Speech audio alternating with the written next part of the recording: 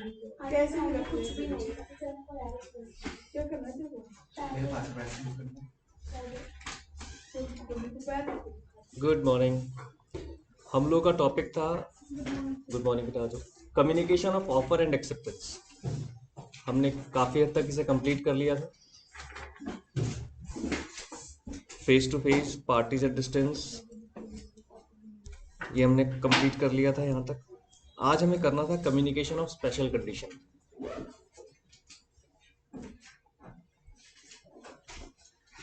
Special condition का communicate होना बहुत इंपॉर्टेंट है।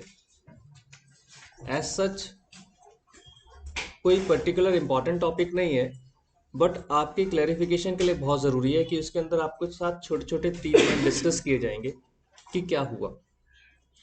देखो क्या कह रहा है, sometimes there are situations where there are contracts with special conditions. These special conditions are conveyed tacitly. क्या था टेसिटली का मीनिंग? साइलेंटली।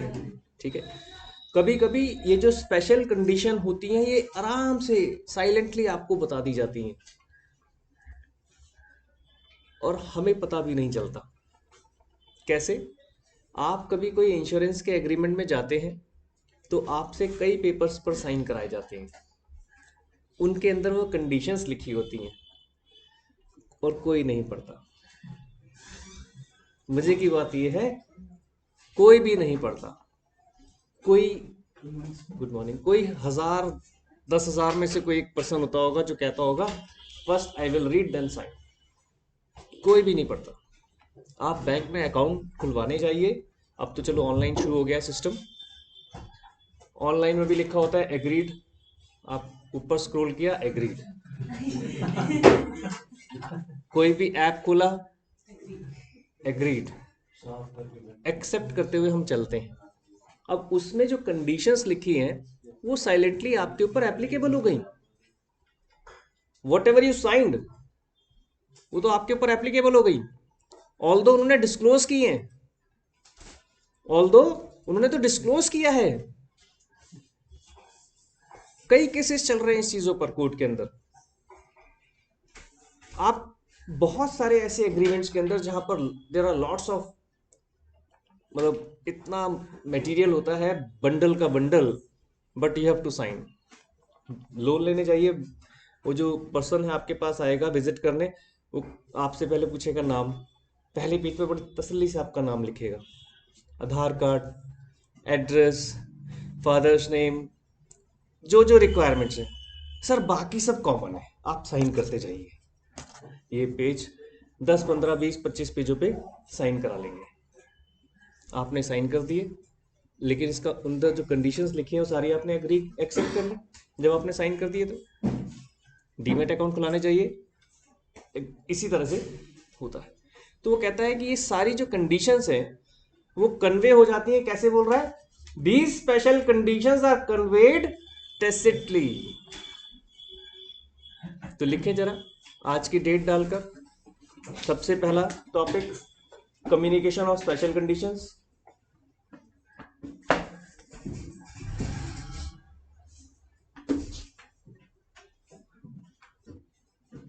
पहला पॉइंट वही है इसका,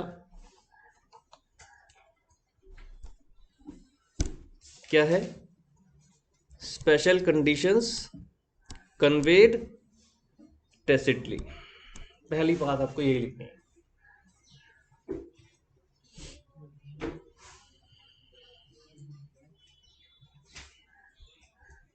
ये कन्वे तक आया, जैसे मैंने कहा ना, उसने लिखित आपको दे दिया, व्हाट इट मीन्स कि उसने तो कन्वे कर दिया, ये मानकर चला जाएगा।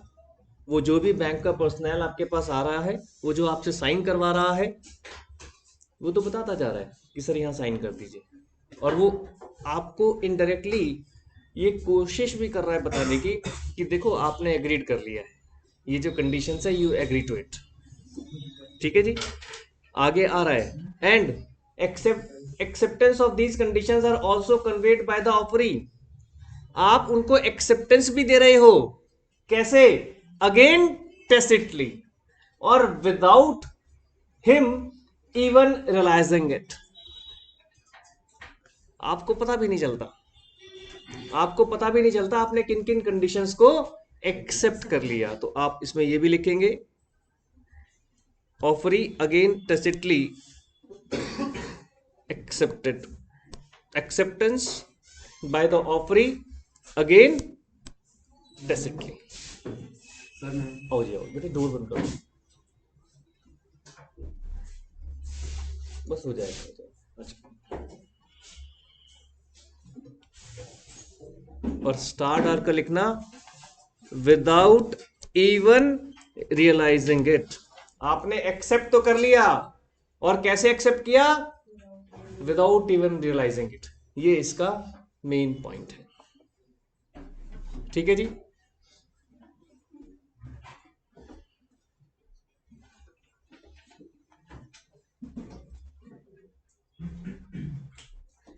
Got this point clear? Special condition का एग्जाम्पल देखें क्या कहता है, बहुत इंपॉर्टेंट एग्जाम्पल है ये। देखो क्या कह रहा है, where a passenger undertakes a travel, the conditions of travel are printed at the back of the tickets.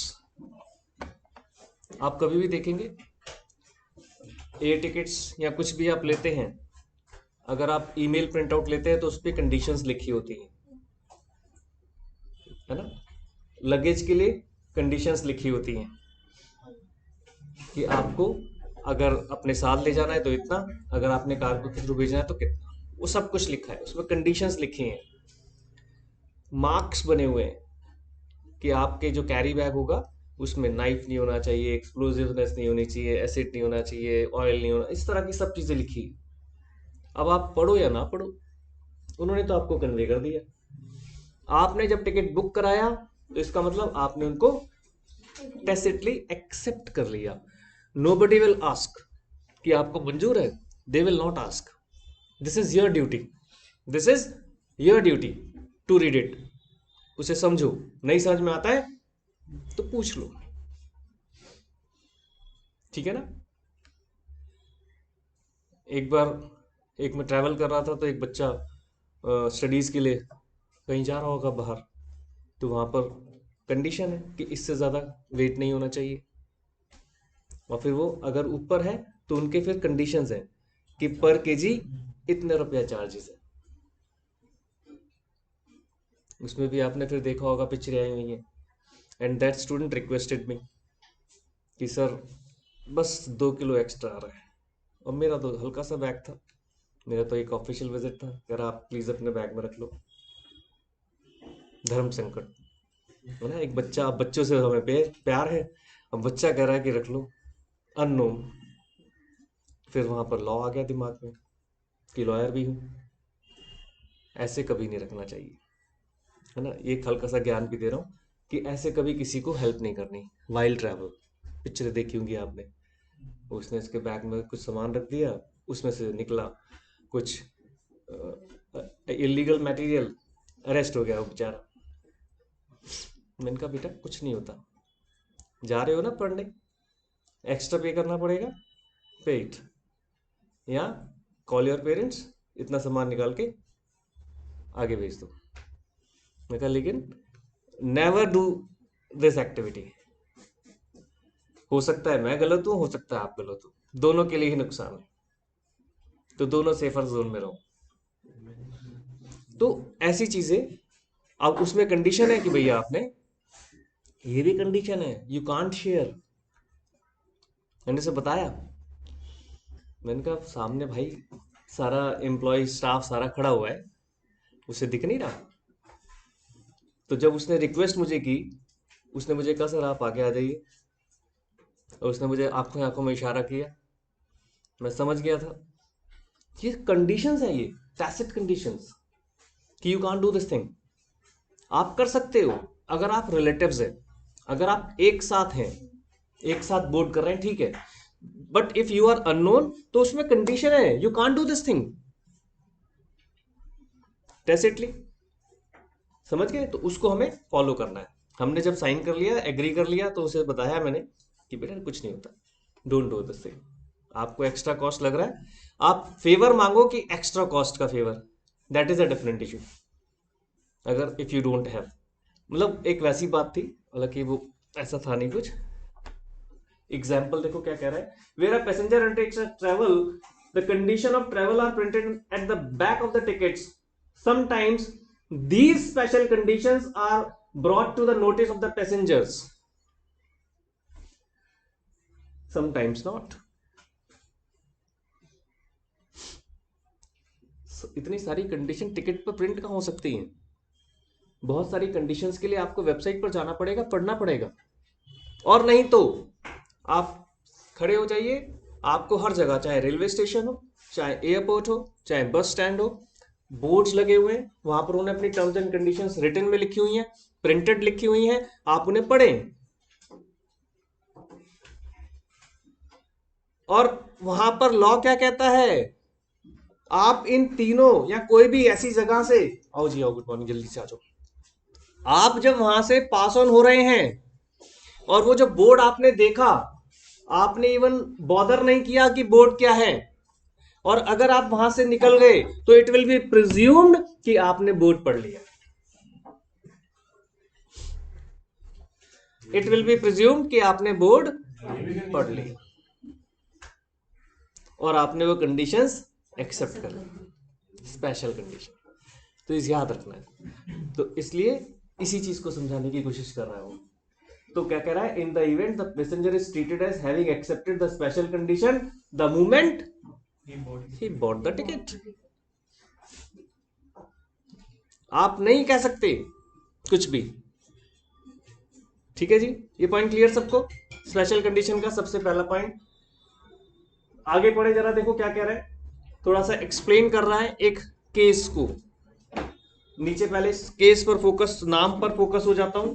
ये है Mukul Datta versus Indian airlines.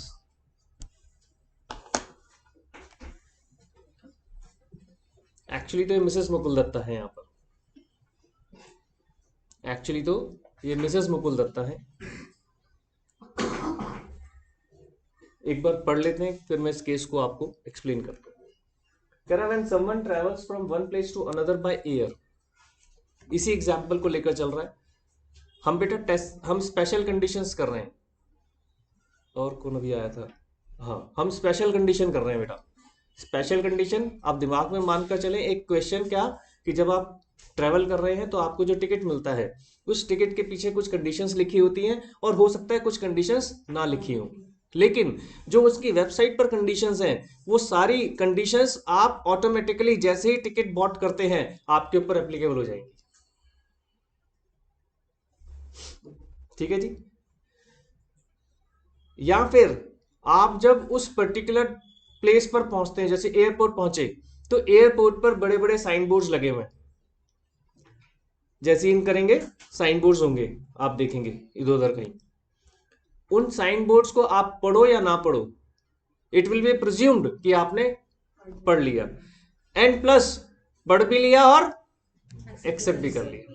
वैसे तो एक्सेप्ट टिकट बॉट करते ही हो गए, लेकिन समटाइम्स अगर कोई कहता जी मेरे को तो नहीं पता था, वो बोर्ड पढ़ लिया, नहीं मैंने नहीं पढ़ा, विल बी प्रिज्यूम्ड कि पढ़ लिया। अथॉरिटी सीधा ही बोलेगी प्रिज्यूम्ड कि आपने पढ़ लिया।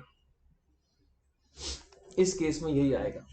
फिर क्या कहता है देखो, when someone travels from one place to another by air, it could be seen that special conditions are printed at the back of the air tickets in small letters.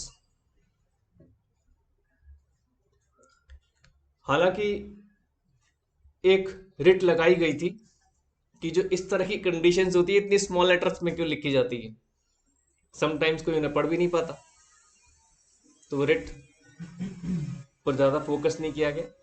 इसमें कहा गया कि कंडीशंस है, आपको लग रहा है कि आप नहीं पढ़ पा रहे तो एक लेंस ले लो, लेंस के साथ उसको देख कर पढ़ लो, है ना।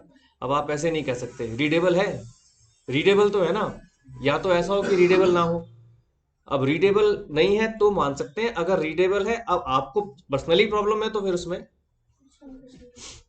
कंसीडर नहीं किया जाएगा, क्योंकि एक जनरल केस। अच्छा, मतलब ऑनलाइन है बच्चे कुछ,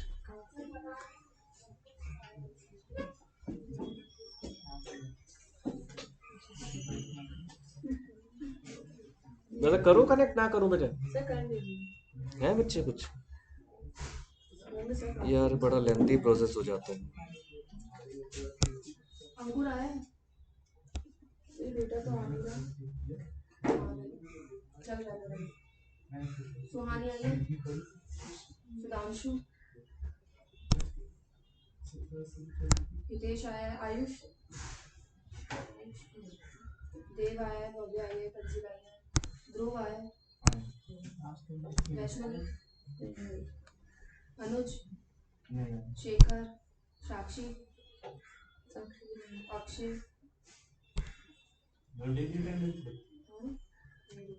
आकाश, समीर भी आया है, रुचि आ रही है, अमन, मैसेज करना है क्या बच्चों को? मुझे से मैसेज हाँ मैं कर रही हूँ। खुशी तो आई, मरियम, अर्पिता, मयंक, निकिता,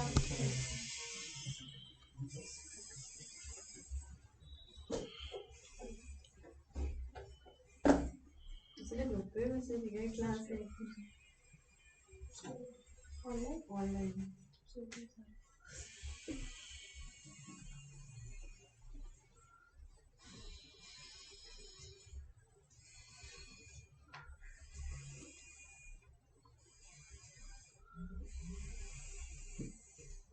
मेरा कनेक्शन तोड़ देते हैं। प्रोसेस बड़ा खतरनाक है।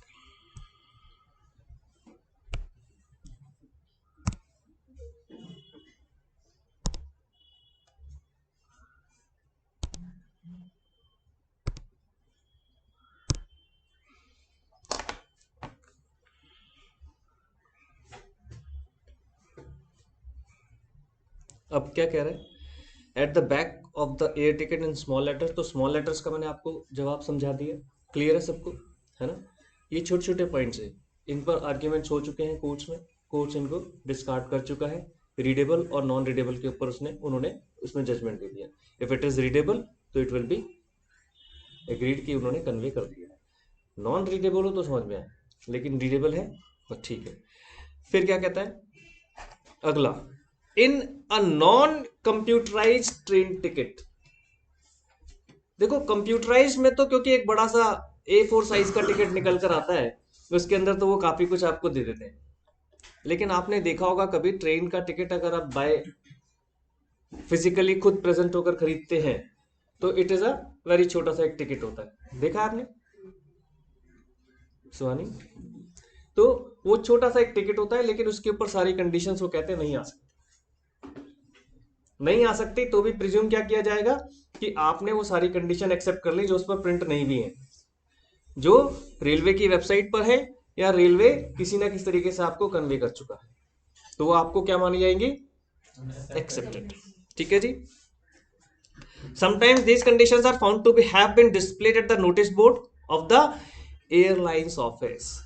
आ गया डिस्प्ले बोर्ड? समटाइम्स ये सब चीजें ध्यान रखनी है। अगर उन्होंने डिस्प्ले बोर्ड पर कंडीशंस लिख दी और आप वहां से एंटर करे हो, नॉर्मली वो लोग इसीलिए गेट के एंट्रीज भी लिमिटेड रखते हैं कि कहां से एंट्री आपको करनी है। आप वहां से निकले, क्या मानकर चला जाएगा कि आपने वो कंडीशंस एक्सेप्ट कर ली। यही बोल रहा है वो यहां पर। Which passengers may not have care to read. और यही होता है ना? रेलवे उसमें रेलवे कह रहा हूं, ट्रेन प्लेन के अंदर एयर होस्टेस भी सारा कंडीशंस बता रही होती हैं और सब अपने गाने सुन रहे होते हैं, कोई देख भी नहीं रहा होता, लेकिन उन्होंने तो आपको डिलीवर कर दिया। उन्होंने तो मैसेज आपको डिलीवर कर दिया। ठीक है जी। तो क्या कह रहा है? The questions here is whether these conditions can be considered to have been communicated to the passengers of the airlines and can passengers be treated as having been accepted the conditions। तो यही question arise हो रहा है और answer क्या है? The answer to the question is in the affirmative and was so held in Mukul Datta versus Indian Airlines. 1962 में हुआ, प्लेन क्रैश हुआ था, कभी डालकर देखिएगा। प्लेन क्रैश हुआ था, उस प्लेन क्रैश के अंदर मिस्टर मुकुल दत्ता की डेथ हो गई थी। Then Mrs Mukul Datta and others भी था, उनके बच्चे भी, 2 बच्चे, दोनों बच्चे कोर्ट चले गए और उसमें उन्होंने एयरलाइंस को जिम्मेदार ठहराया और कहा कि भाई एयरलाइंस शुड कॉम्पनसेट अस, क्योंकि सारा कुछ इनका फॉल्ट है, इन्होंने ये कंडीशंस नहीं बताई, वो कंडीशंस नहीं बताई, फलाना फलाना फलाना।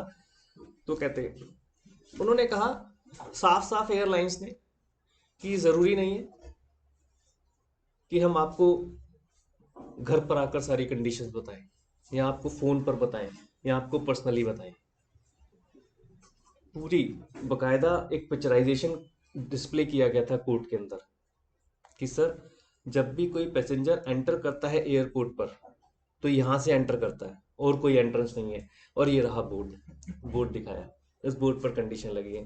अरे मान लिया यहाँ पर ये मिस कर गए, आगे गए, पहले जहाँ पर टिकट पंच कराना होता है उस लाइन में लगते हैं, कहते वहाँ से आगे इसके बिना जा ही नहीं सकते, वहाँ एक बोर्ड लगा हुआ है, सेकंड बोर्ड। फिर उन्होंने आगे वीडियो बनाया, कह रहे यहाँ से लेफ्ट टर्न लेना ज़रूरी है क्योंकि वो वे बना हुआ है, कह रहे वहाँ पे लेफ्ट टर्न पे बोर्ड लगा हुआ है, तीसरा बोर्ड। ऐसे कर करके उन्होंने सारा समझाया कि हमने सारी कंडीशंस डिस्प्ले की थी, ये पैसेंजर की जिम्मेदारी है कि वो उन्हें पढ़े, उसमें लिखा हुआ था हमने साफ साफ कि अगर by chance in case plane crash होता है तो these conditions will be applicable. आप प्लेन क्रैश में एयरलाइंस को लायबल नहीं ठहरा सकते। हाँ, हमारी जो ड्यूटी बनती है वो हम फुलफिल करेंगे, जिस तरीके का compensation as per airlines guidelines लिखा हुआ है, एज पर इंश्योरेंस सेक्टर से लिखा हुआ है, वो मिलेगा। तो आप आगे भी देखेंगे। फिर बता देता हूँ आपको, एज अ स्टूडेंट हो पता होना चाहिए। नितिका रुचि, हम कर रहे हैं स्पेशल कंडीशन, ठीक है? तो जरा ध्यान से सुनना है, स्टोरी बहुत अच्छी है मुकुल दत्ता वाली, ये केस इंपॉर्टेंट है आप लोगों के लिए, नॉलेज पॉइंट ऑफ व्यू से भी बहुत इंपॉर्टेंट है। तो आप जब टिकट बुक कराते हैं, टिकट बुक कराते वक्त ऑप्शन आता है, you want to insure yourself, और बड़ा नॉमिनल सा चार्ज होता है, कभी कभी तो 1 रुपया 2 रुपया होता है, कभी कभी तो 1 रुपया 2 रुपया होता है और लाइफ इंश्योर्ड हो जाती है। अब उसमें भी क्या है, किसी ने इंश्योर्ड कराया है तो उसको वो इंश्योर्ड अमाउंट मिलेगा, किसी ने नहीं कराया है तो नहीं मिलेगा। ऐसे ही एक केस था, उस केस का नाम अभी मुझे याद नहीं है। उस केस में क्या हुआ, वन ऑफ द फैमिली जो आउट ऑफ इंडिया सेटल्ड थी किसी एक कंट्री में, रेप्यूटेड कंट्री में, नाम मुझे याद नहीं है, मैं वैसे बता रहा हूँ, यहाँ पर हमारे अभी इस केस को डिस्कस नहीं किया, मैं आउट ऑफ द वे आपको डिस्कस कर रहा हूँ। उसमें एक फैमिली का मेंबर जो इंडिया में ही रहता था उसकी डेथ हो गई, जी नॉर्मल डेथ होती है।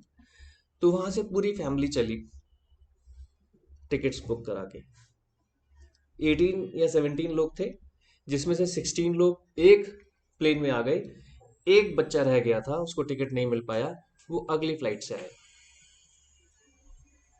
जिस फ्लाइट में 16 या 17 लोग थे वो फ्लाइट क्रैश कर गई, सब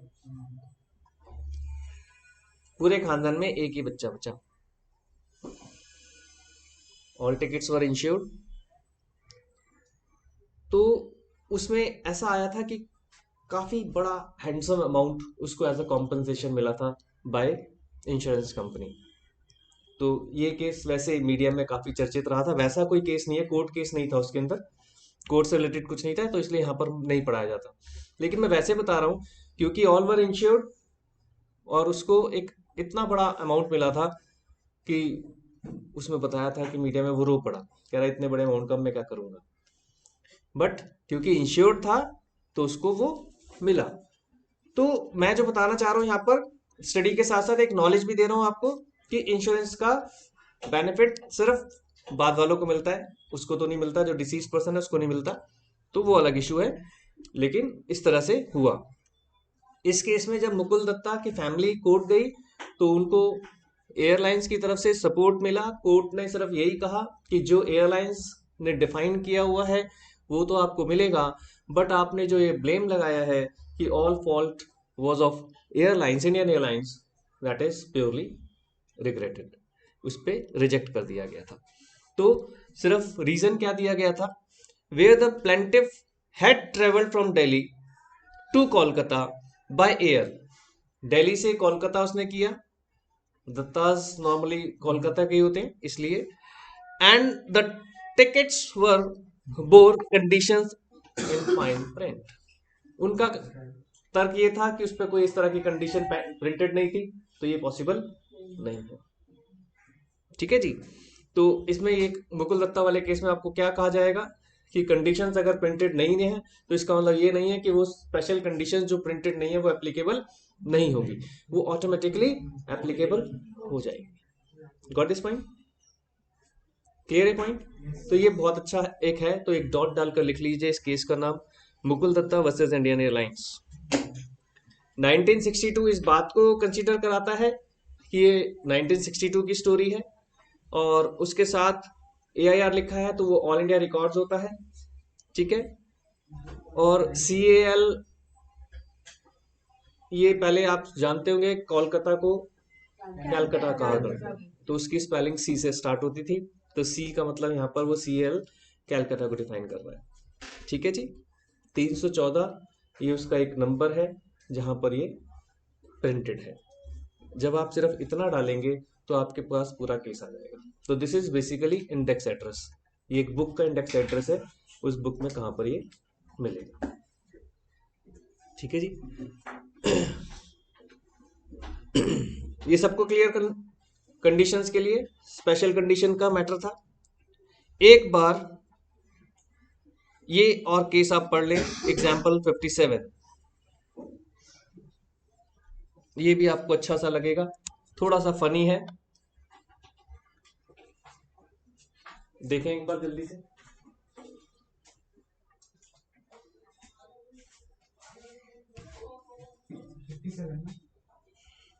हाँ जी 57।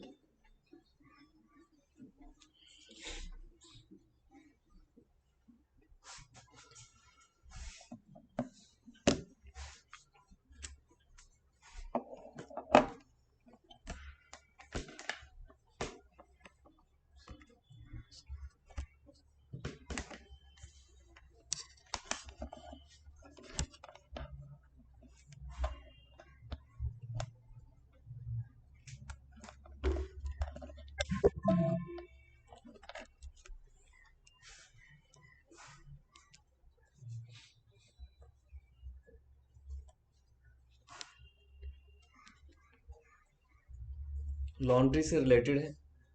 एक लेडी ने एक न्यू साड़ी खरीदी और वो उसको लॉन्ड्री के लिए देकर आई लिली वाइट के पास, और जब वो साड़ी उसको देकर आई और जब उसके पास वापस साड़ी लेने गई तो साड़ी उससे मिस हो गई, लॉन्ड्री पीपल से उसकी साड़ी मिस हो गई,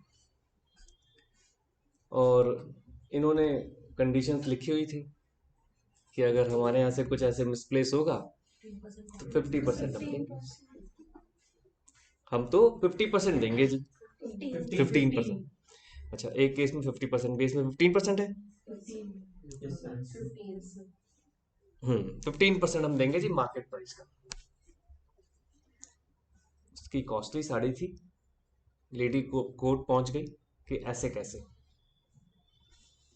आप, मेरी साड़ी जो इतनी महंगी साड़ी है मैंने आपको दी, और अब आप कह रहे हैं कि वो मिस हो गई और मुझे 15% दे रहे हैं। ऐसे तो आपके पास कुछ भी कॉस्टली मटेरियल आएगा आप उसे दिखा देंगे लॉस्ट, 15% ले जाओ। मैंने तो अभी एक या दो बार ही पहनी थी और आप तो उसको आगे मार्केट में सेल कर सकते हो, यानी एक तरीके से 15% पे खरीद ली आपने। मेरी 10,000 रुपए की साड़ी आपने 1,500 रुपए में खरीद ली, अब मार्केट में उसे आप 5,000 की बेच दोगे, आपको तो 3,500 का प्रॉफिट हो गया। होता है ना ऐसा, किसी को पता थोड़ी है कि एक बार पहनी दो बार पहनी, ड्राई क्लीन होने के तो बिल्कुल एकदम से न्यू ब्रांड हो जाती है वापस। उसने कोर्ट में कहा जाकर, और कोर्ट में उसकी प्ली को एक्सेप्ट किया गया और उसको उस साड़ी के पूरे पैसे वापस कराए गए। तब वहां पर उस सिचुएशन में कोर्ट ने कहा दिस इज अनजस्टिफाइड, ये जो आप 15% कह रहे हो दिस इज अनजस्टिफाइड। देखो यही कहा इसमें, are treated as having been communicated to the customer and therein a tacit acceptance of these conditions is implied by the customer's acceptance of the receipt। अच्छा इसने वो नहीं, अच्छा नीचे दिया तो है, हाँ नीचे पढ़े देखो क्या कह रहा है। Fact speed delivered some clothes to dry cleaner for which she received a laundry receipt containing a condition that in case of a loss customer would be entitled to 15% of the market price. P lost her new sari, held the terms were unreasonable। यहां पर court ने साफ साफ बोला ये conditions purely unreasonable है। अब देखो इंटरप्रिटेशंस का खेल है। ऊपर जहां एक फ्लाइट क्रैश कर गई, कितने सारे लोगों की डेथ हो गई होगी, वहां पर उन्होंने कहा कि no, tacitly conditions delivered and you accepted। But in this situation जहां कुछ हजार की बात होगी, कोई लाइफ कॉस्ट नहीं कर रही, उसके बावजूद भी कोर्ट ने क्या कहा, yes this condition is unreasonable. ये आपको ध्यान रखना है, ठीक है ना। तो कॉन्ट्रैरी क्रिएट नहीं करना दिमाग में। कभी कभी हमें लगता है कॉन्ट्रैरी है, होगा, बाद में कभी कुछ जजमेंट रिवर्स हुई फिर वो एक्सेप्ट हो जाएगा, लेकिन अभी तक का जजमेंट के हिसाब से हम इसी को मानेंगे, ठीक है जी। वहां पर इंडियन एयरलाइंस को सपोर्ट किया गया, यहां पर इस वुमेन को सपोर्ट किया गया। In the cases referred above, the respective documents have been accepted without a protest and hence amounted to tacit acceptance। और ऊपर लिख भी दिया P was entitled to recover full value of the sari, ठीक है जी। डॉक्यूमेंट्स यहां पर क्या होंगे, उसको बताना तो पड़ेगा मेरी साड़ी कितने की थी, है ना, उसको एविडेंस देना पड़ेगा। आपकी परचेज रिसीट होती है, सब कुछ होता है, तो वो आपको बताना पड़ेगा। Got this point. तो इसीलिए एक मैसेज और जा रहा है आपको, एयरलाइंस वाले से क्या मैसेज जा रहा है कि आपको ध्यान रखना है, कंडीशंस पढ़नी है। इससे क्या मैसेज जा रहा है, क्या ज्ञान मिल रहा है आज, कि आपको रिसीट संभाल कर रखनी है, खास तौर पर एक्सपेंसिव वंस हो। हाँ तो उस पे प्रिंट, उस पे डेट लिखी होगी ना बेटा, सब बिल नहीं है, 2-3 साल पुराना कपड़ा उसका बिल खोलना है। फिर आप जो बोलेंगे उस पर सच्चाई पर माना जाएगा, फिर कॉन्स्टिट्यूशन का अलावा जाएगा। जब नहीं है तो फिर तो आपके ऊपर भी तो फेथ करा जाएगा, आपके कि आप कितना रिलाय आप पर किया जा सकता है वो मैटर करता है। मेरे साथ हो रखा है एक बार केस, मैं अपनी पैटी कैश बुक मेंटेन करता हूँ आज भी, और जब 17 साल का था तब से मैनेज कर रहा हूँ आज भी। अब पुरानी हो गई तो फेंक देते हैं, वो तो खराब हो जाती हैं, लेकिन अगर कोई मुझसे पूछे कि where I spent so money, I can make it evidented totally. तो एक टाइम था कि मैं ग्रुप ट्यूशंस भी पढ़ाता था पर्सनली, जैसे एक स्टूडेंट के घर हमने बना दिया एक पॉइंट, वहां पर इकट्ठे हुए। एक फैमिली के साथ कॉन्फ्लिक्ट हो गया फीस को लेकर, उनको लगा कि दे पेड मी, मैंने कहा नो यू डिडंट पे। छोटा सा कॉन्फ्लिक्ट, मैं कभी इन आर्ग्यूमेंट्स में फंसता नहीं, लेकिन जब मैंने कहा कि मैं आपने पे नहीं किया तो वो हर्ट हो गए। सबका अपना अपना सोच, फिर ऐसे कैसे हो सकता है, मैंने कहा sir I can prove it. कहते how can you prove it, मैंने कहा आप कौन से मंथ की फीस कह रहे हैं, लास्ट मंथ की फीस कह रहे हैं। मैंने कहा आप मेरे घर अभी चलिए, मैं आपको कल इवनिंग नहीं आज सुबह तक की पैटी कैश बुक की रिकॉर्डिंग्स दिखा सकता हूँ अपनी,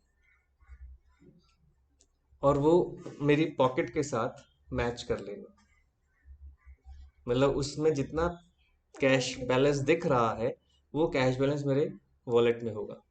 मैंने आपके सामने वॉलेट रख रहा हूँ, मैं कहा बस, बाकी और कुछ नहीं। फिर वही है, अपनी ट्रूथनेस, अपनी ईमानदारी। फिर उन्होंने कुछ नहीं कहा, ऐसे खैर कोई इशू नहीं बना था। मैंने कहा और कुछ नहीं, बाकी अगर आपको लगता है आप दे चुके हैं तो that is up to you, कोई बड़ी बात नहीं है। उन्होंने फिर कंफर्म किया होगा किसी और बच्चे जिनकी रेफरेंसेस से वो आए थे मेरे पास। रेफरेंसेस से ही आते हैं स्टूडेंट्स नॉर्मली, वैसे भी आते हैं लेकिन रेफरेंसेस से ज़्यादा आते हैं। तो किसी एक स्टूडेंट के पास जिसके पास गए होंगे, जिसने रेफरेंस दी होगी, उसने कहा साफ, कहता सर तो फीस नहीं लेते अगर बच्चा बोल दे कि आई डोंट हैव, तो वो आपसे कैसे फीस एक्स्ट्रा मांग लेंगे। मेरा शुरू से रहा है, आई एम सोशल वर्कर इस मैटर में। बस एक बच्चा आकर मुझे कह दे कि आई डोंट हैव, मैं अपनी पर्सनल बात कर रहा हूँ भाई। तो हम लोग बिल्कुल, और कभी डिस्क्लोज नहीं किया आज तक। मतलब आपके बीच में अगर कोई बच्चा पढ़ रहा है जो मुझे फीस नहीं दे रहा है, किसी को भी नहीं पता होगा कि कौन फीस नहीं दे रहा। ये मेरा अपना एक कमिटमेंट रहता है मेरे से, अपने से। तो उस बच्चे ने बोला और उन्होंने माना। नेक्स्ट डे उन्होंने एनुअल मेरा अपने बच्चे के हाथ भिजवा दिया, और आज भी उनके साथ मेरी टर्म्स है, आज भी। तो होता है, तो ये एविडेंस है। कौन सी चीज कब काम आती है ये सोच के थोड़ी बनाई जाती है। तो वो बच्चा मेरे घर पढ़ने आता था जिससे रेफरेंस ली थी। तो नॉर्मली क्या होता था कि हम जब स्टूडेंट होते हैं तो हमारा एक ही रूम होता है, वहीं पर बच्चे पढ़ने भी आते हैं, वहीं पर हमारा सब कुछ रखा है। जैसे कुछ खर्चा किया तो तुरंत लिखे। तो बच्चों को सब पता होता था, जो घर आ रहा है मेरा बच्चा, उसको तो मेरा बारे में सब पता होगा ना। अच्छा सर पैटी, तो उसने कह दिया अगर सर ने पैटी कैश बुक बोला है ना, तो कहता वो तो हमने देखी हुई है। मैं सिखाता था ना कि अब देखो, अकाउंट्स में पढ़ाता रहा हूँ कि भाई ये देखो ऐसे बनाते हैं पैटी कैश बुक। आपका टॉपिक भी आता है पैटी कैश बुक का 11th में, तो उन्हें बताता था ये देखो this is petty cash book. और मैंने कहा कई सालों से बना रहा हूँ, प्रैक्टिस हो जाती है अपनी, और क्या है। बैलेंस कैसे मैनेज करना है वो आ जाता है। Personal finance. तो तभी कह रहा हूँ 17, जब मैंने जिस साल, मतलब 15 का था जब मैंने पैटी कैश बुक पढ़ी होगी, 15 या 16 का, जब 11th में आते हैं इसी एज के होते हैं, तब से शुरू कर दी थी। दिमाग में चल रहा था, तब तो खैर पैसे नहीं होते थे। लेकिन मैंने जैसी 12th पास की थी तो ट्यूशन पढ़ाना शुरू कर दिया था। तो उसी दिन से मैंने अपना पैटी कैश बुक मेंटेन करना शुरू कर दिया। ये आपके वो एक्सपीरियंसेस होते हैं जिनसे आप कुछ सीखते हैं। तो यहाँ पर वो यही बताना चाह रहे हैं, आपके पास अगर बिल्स रिकॉर्डेड है, मतलब बिल्स रखता था, कई कई साल के बिल्स रखे होते थे, कई कई साल के, फिर वो बाद में डिस्पोज ऑफ करते थे कि भाई अब जरूरत ही नहीं है। तो इस तरह से, तो ये आप लोग आदत बनाए, है ना। आप तो चार्टर्ड अकाउंटेंसी का कोर्स कर रहे हैं, तो आपको एक आदत रहनी चाहिए, क्योंकि आपको पता है बहुत सारे बिल्स जब आप रिटर्न्स भरेंगे उस वक्त काम आएंगे, है ना, जब प्रोफेशनल बन जाएंगे तो। खैर आगे बढ़ते हैं। ये बात क्लियर सबको। दोनों केसेस में अलग अलग वर्डिक्ट है, लेकिन आपको ध्यान रखना है। आ जाओ, स्टैंडर्ड फॉर्म्स ऑफ कॉन्ट्रैक्ट्स। एक बार जरा पढ़े, क्या है, बहुत इजी है, इसमें ऐसा कोई खास ज्यादा नहीं है। स्टैंडर्ड फॉर्म ऑफ कॉन्ट्रैक्ट्स, वो ये बताने की कोशिश करते हैं यहाँ पर कि कुछ ऐसे बिजनेसेस हैं जहां पर स्टैंडर्ड फॉर्म्स ऑफ कॉन्ट्रैक्ट्स हैं। जैसे आप कार हायर करते हैं, सबका एक स्टैंडर्ड फॉर्मेट है, सबकी स्टैंडर्ड कंडीशंस हैं। किसी की ऐसे नहीं कि कोई एक एक्स्ट्रा लगा देगा, कोई एक नहीं लगाएगा। सबकी स्टैंडर्ड कंडीशंस होती है। आप जनरल शॉप्स में जाते हैं, उन सब की स्टैंडर्ड कंडीशंस हैं। अगर सामान एक्सपायरी डेट का मिल गया तो वापस करेगा ना आपसे। अगर किसी सामान में खराबी आ गई, कुछ आ गई, वापस लेगा। कुछ एक ऐसी चीजें भी होती हैं जो रिप्लेस नहीं होती, वो भी स्टैंडर्ड कंडीशंस है कि ये वापस नहीं होगी जी। अब आपने कोल्ड ड्रिंक आधी पी ली, अब कह रहे हो नहीं सर इसका टेस्ट अच्छा नहीं है, तो वो कहेगा ये तो टेस्ट तो मैंने बनाया नहीं भाई। सबका स्टैंडर्ड टेस्ट है, सब ऐसा तो हो नहीं सकता आपके लिए अलग बनेगी। आप देखो इसमें एक्सपायरी है, नहीं एक्सपायर्ड नहीं है। कुछ इसके अंदर दिखा आपको कुछ गलत चीज डली हुई है, नहीं, तो फिर कैसे हम क्या बोलेंगे। अगर कंपनी को रिप्लेसमेंट के लिए बोलेंगे तो क्या बोलेंगे कि कस्टमर को टेस्ट अच्छा नहीं लगा जी, ये वाली वापस कर लो, दूसरी वाली भेज दो। है ना, ऐसा तो नहीं है। लेकिन आप पिज्जा लेते हैं, उसमें बाल मिल गया या कुछ और मिल गया पार्टिकल, वो वापस होता है, तुरंत वापस होता है। Standard conditions. तो ये उनकी बात हो रही है कि जो हर बिजनेस की अपनी स्टैंडर्ड फॉर्मेट ऑफ कंडीशंस है। जिसकी स्टैंडर्ड कंडीशंस है, आप उस एग्रीमेंट के अंदर एंटर कर गए उस पार्टी के साथ, और जब आप एंटर कर गए तो क्या वो अब चेंज कर सकता है? आपने पिज्जा ऑर्डर कर लिया, उसके बाद डिस्प्ले हो रहा है इस पिज्जा को कुछ भी पाया गया खराब वापस नहीं किया जाएगा, कह सकता है क्या वो? स्टैंडर्ड फॉर्मेट ऑफ कंडीशन है, वो चेंज कर ही नहीं सकता। इसमें हुआ ऐसा, आपने एक एजेंसी को बुक किया जो आपके सामान को इधर से उधर करती है, कुरियर एजेंसीज होती है ना, ट्रांसपोर्ट एजेंसीज बोलते हैं, जैसे नाम भी सुने होंगे आपने, Agarwal couriers and packers, something like that, और भी कई नाम है, सेठी के नाम से भी कोई मैंने सुना है। ये लोग क्या करते हैं कि आपने कहा कि मैं मुंबई शिफ्ट हो रही हूँ या हो रहा हूँ, तो वो क्या करेंगे, आपका सामान लेकर मुंबई पहुंच जाएंगे, आपका सारा सामान आएंगे, एस्टिमेट लेंगे, आपको बताएंगे इसकी ये कॉस्ट, इसकी ये कॉस्ट लगेगी, ट्रैवलिंग कॉस्ट को बता देंगे जो कैरिंग कॉस्ट है, और आपको एक बिल पकड़ा देंगे, और साथ में कंडीशंस, साथ में कंडीशंस आपसे पूछ लिया जाएगा क्या ऐसी आइटम है जो बहुत डेलिकेटेड है, जैसे टेलीविजन डेलिकेटेड है, उसकी पैकिंग अलग तरह से होगी। रेफ्रिजरेटर डेलिकेटेड तो है, उसको ध्यान से रखा जाएगा। कुछ चीजें होती है जो डेलिकेटेड नहीं होती, जैसे आपका लकड़ी का वुडन आइटम्स है, वो इतनी ज्यादा डेलिकेटेड नहीं होती, उनकी पैकिंग थोड़ी लाइट होती है, जिससे वो स्क्रैच ना पड़े, इस तरह का ध्यान दिया जाता है। वो सब चीजों पर वो कह रहे हैं कि कुछ कंडीशंस होती हैं।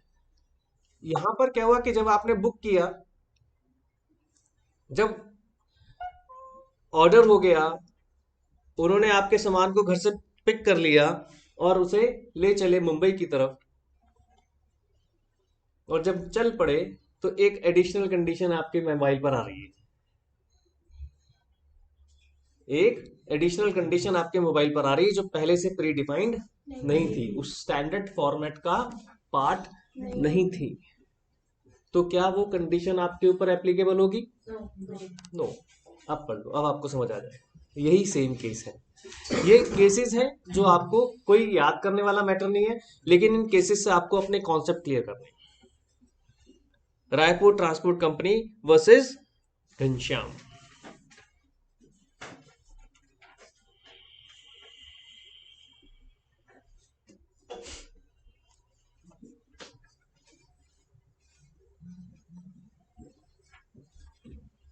एनएजी लिखा है, नागपुर के लिए है, ए यहां पर थोड़ा सा गड़बड़ रह गया, AIR होगा जरूर, और इस तरह से नॉर्मली ये मैटर्स होते हैं जो सुप्रीम कोर्ट तक चले जाते हैं।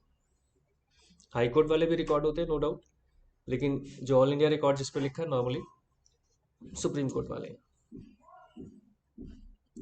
क्या कहा इसमें देखो, it is well established that a standard form of contract may be imposed on another who is subjectively unaware of the contents of the document। Standard format वहां पर अपने आप एप्लीकेबल हो जाएगा, जैसे मैंने आपको बताया जनरल स्टोर का अपना स्टैंडर्ड फॉर्मेट है, ड्राई क्लीनिंग का भी अपना एक स्टैंडर्ड फॉर्मेट है, ट्रांसपोर्ट एजेंसीज का अपना एक स्टैंडर्ड फॉर्मेट है। आप अगर ओला बुक करते हैं तो एक स्टैंडर्ड फॉर्मेट है, ओला कर लो या उबर कर लो, स्टैंडर्ड है। ये तो नहीं होगा कि ओला की कंडीशन कुछ अलग, फेयर वाइज अलग हो सकता है, अदरवाइज कंडीशंस सेम होंगी। ठीक है जी, क्या कह रहा है यहां पर आगे, provided the party wanting to enforce the contract has given notice which in the circumstances of the case is sufficiently reasonable. कुछ एड ऑन हो रहा है या कुछ कंडीशंस थोड़ी सी अलग भी दिख रही हैं, तो कंडीशंस क्या होनी चाहिए? रीजनेबल। इसमें रीजनेबल वर्ड को फोकस कर लें आप। But the acceptor will not incur any contractual obligation if the document is so printed and delivered to him in which the state that it does not give reasonable notice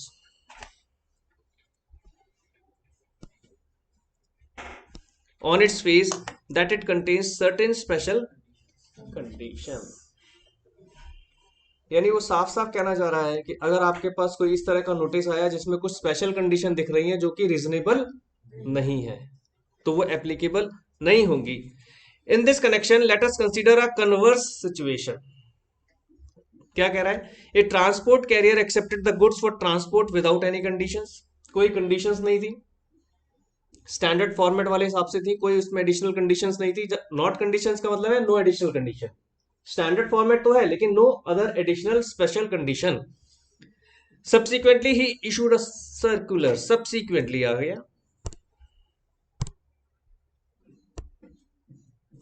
to the owner the goods limiting his liability for goods. क्या कह रहे हैं भाई साहब? बेटा जो transport agencies होती हैं वो इंश्योर्ड भी होती हैं, हमारे सारे सामान का इंश्योरेंस करती हैं, उनकी वैल्यू तक एसेस होती है। जो फेयर चार्ज किया जाता है ना, वैल्यू के हिसाब से होता है। ऐसे लोग क्या करते हैं, सारे बिल्स अपने साथ रखते हैं जिनका ट्रांसफरेबल जॉब होता है। वो बताएंगे देखो भाई ये मेरा टेलीविजन मैंने अभी 1 साल पहले खरीदा है, कितने का खरीदा ये है जी, आज इसकी डेप्रिसिएशन होने के बाद ये वैल्यू, वो वैल्यू एसेस करेंगे। उनकी टीम आती है बकायदा, ये एसेस कर रहे हैं और वो एसेस करके आपको बताएंगे। फिर वही टीम आपको फेयर बता देगी कि इसका फेयर ये लगेगा। ये क्या कह रहा है, क्या कंडीशन लगाई? Limiting his liability for goods, यानी अगर गुड्स डैमेज हो गए तो मैं इससे ज्यादा नहीं दूंगा, कुछ भी इस तरह की कंडीशन लगा दी। और कब लगाइए? जब कॉन्ट्रैक्ट हो चुका है, लोड हो चुका है, वो चल चुका है, उसके बाद लगा रहा है। तो क्या कह रहा है? In such a case since the special conditions were not communicated prior to the date of contract for transport, वो मेरा पार्ट ऑफ एग्रीमेंट नहीं है, आपने बाद में बताया है। These were not binding on the owners. तो क्या स्पेशल कंडीशन है? Special condition were not communicated prior to the date of the contract for transport. तो क्या हो जाएगा साफ साफ? Not binding, not binding on the, वो वाली कंडीशन ऑनर पर बाइंड नहीं होगी। ठीक है जी, ये बात सबको क्लियर? ये था जी हमारा स्पेशल कंडीशन। 3 अलग अलग केस हो गए, एयरलाइंस के साथ, ड्राई क्लीनर के साथ, ट्रांसपोर्टर के साथ। ये आपको ध्यान रखना है। तीनों के केस समझ में आ गए क्या थे? ठीक है जी, इनको अगर अभी किसी ने नोट नहीं किया है तो विद फैक्ट जो मैंने स्टोरी बताई है जरूर लिख लेना। वैसे तो इसमें एक्सप्लेन्ड है लेकिन जरूर लिखना बेटा, क्योंकि आप नहीं लिखोगे तो एग्जाम में लिखने में बहुत मुश्किल हो जाता है। ठीक है, क्योंकि जब भी केस स्टडी आता है हमें उस केस स्टडी को ध्यान में रखकर पहले फैक्ट्स डिस्कस करने पड़ते हैं, फिर अपना कंक्लूडेड आंसर्स देना पड़ता है विद सपोर्ट, जो भी पॉइंट होगा ना, एग्जाम्पल नहीं, विद सपोर्ट कि किस पॉइंट की आप बात कर रहे हैं। स्पेशल कंडीशन की बात करें तो स्पेशल कंडीशन, या कोई पर्टिकुलर सेक्शन की बात हो रही है तो पर्टिकुलर सेक्शन। ठीक है, सेक्शन का नाम भूल जाओ तो जबरदस्ती गलत सेक्शन का नाम नहीं लिखना है, गलत नहीं करना है। ये पॉइंट क्लियर सबको? आज जी नेक्स्ट टॉपिक का हेडिंग डालिए, communication of performance. Communication of performance.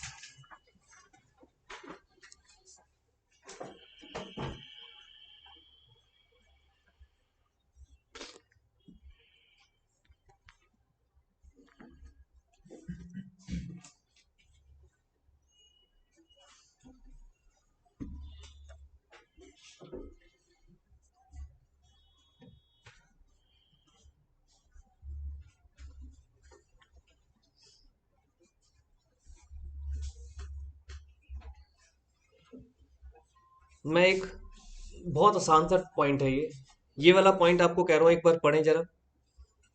मैं आपसे पूछता हूं कि क्या समझ आता है, ये आपसे पूछेंगे जल्दी से सभी लोग।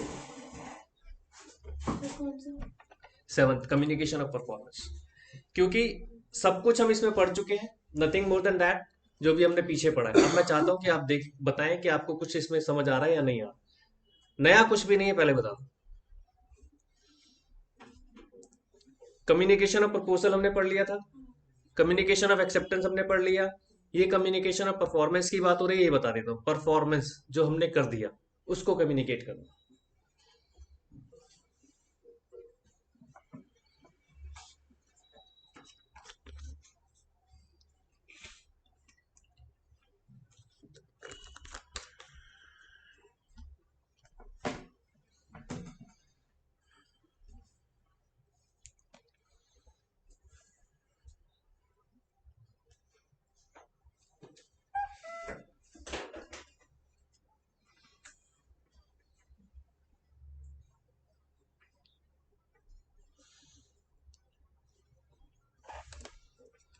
यहां से लेकर यहां तक आपको पढ़ना है। मैं अभी पूछूं, ये जल्दी से ये टॉपिक आज खत्म करना है। पढ़ लिया सबने? नहीं पढ़ा? ले लो, 1 मिनट और दे रहा हूं।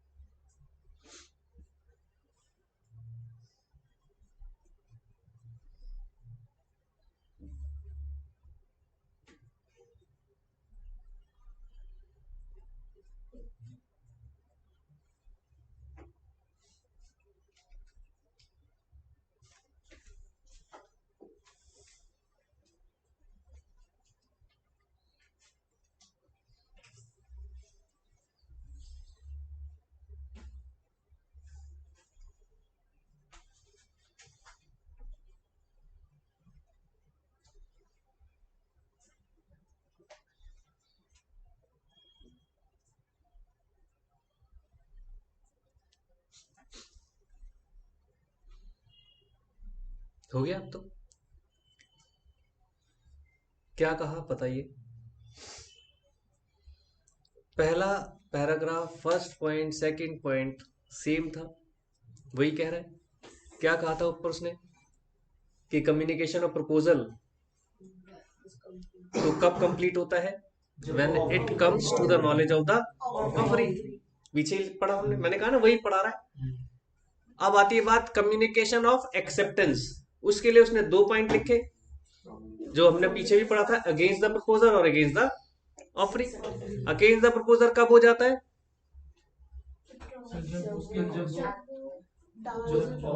जैसे ही एक्सेप्टेंस अंडर ट्रांसमिशन आ जाती है। Against the proposal, against the proposal कह रहा हूं। और अगेंस्ट द एक्सेप्टेंस, एक्सेप्टर कब हो जाती है? जब प्रपोजर पढ़ लेता है। यही तो था, याद है सबको? क्लियर है ना? वही ये समझा रहा है वो। यहां पर सिर्फ एक लाइन ऐड की है कि परफॉर्मेंस को कम्युनिकेट करना कब जरूरी है। परफॉर्मेंस, परफॉर्मेंस मतलब कि मुझे मंजूर है और मैंने वो एक्टिविटी कर दी, तो मैं क्या वो भी कम्युनिकेट करूं? मान लो मेरी कंडीशन है, मैं प्रपोजल मैंने दिया है आपको और मैंने कहा है कि जब आप मुझे एक्सेप्टेंस भेजेंगे, जब आप मुझे एक्सेप्टेंस भेजेंगे, ध्यान से सुनना, तो आप मुझे व्हाट्सएप मैसेज कर देना। वो तो एक्सेप्टेंस आ रही है बाय लेटर, क्योंकि जहां पर एग्रीमेंट साइन होना है वो तो जरूरी है। आप मुझे व्हाट्सएप मैसेज कर देना कि you performed it, you performed it.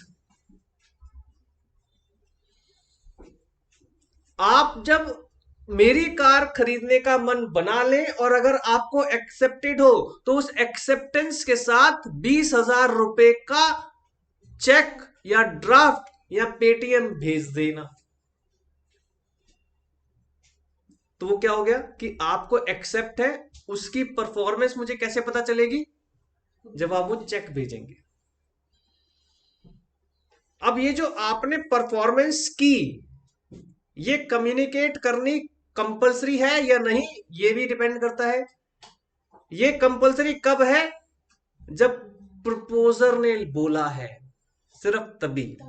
अगर नहीं बोला तो कम्युनिकेट करना कंपलसरी नहीं है। ठीक है जी। कार्लेल वाले केस में क्या था उसके अंदर? उसमें उसने बोला था हम 100 पाउंड्स आपको, या 200 पाउंड्स था कि 100 पाउंड्स आपको देंगे। हम 100 पाउंड्स आपको देंगे। कब देंगे? अगर आपने वो जो स्मोक बॉल्स हैं उनको कंज्यूम किया, जैसे हम आपको प्रिस्क्राइब कर रहे हैं वैसे, उसके बाद भी अगर आपको इन्फ्लुएंजा हो गया तो विल पे यू।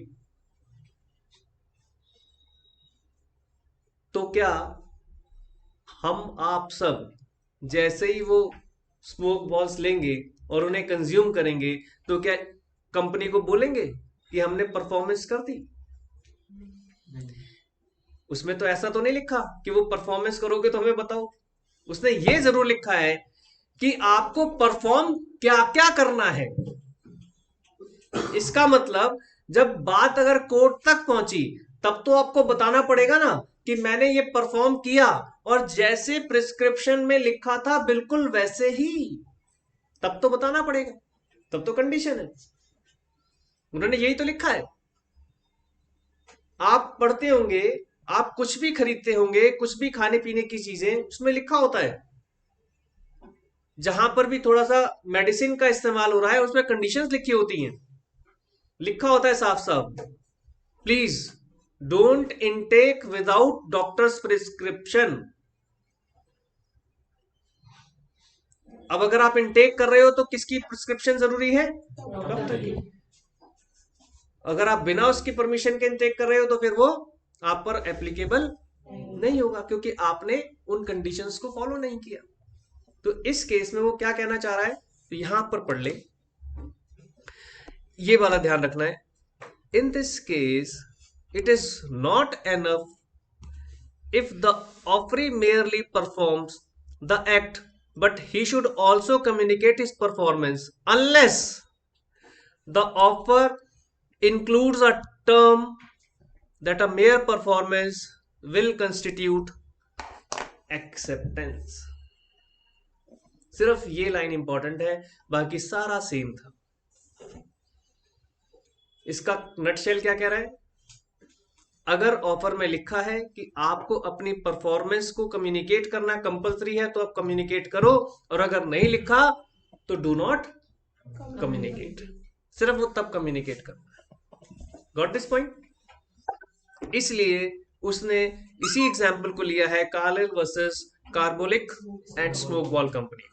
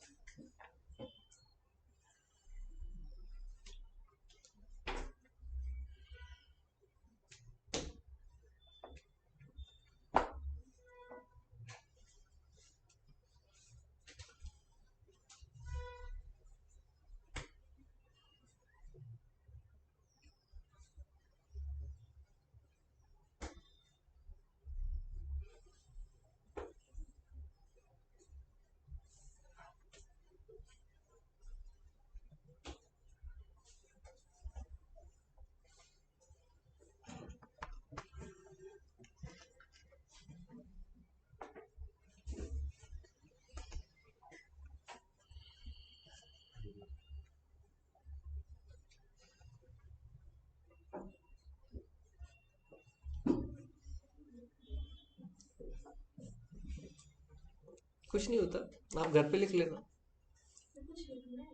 और क्या।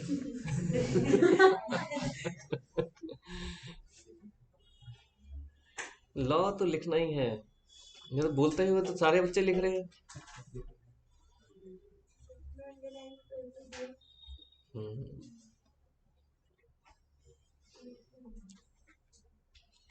मीटिंग एंड होगी। श्योर।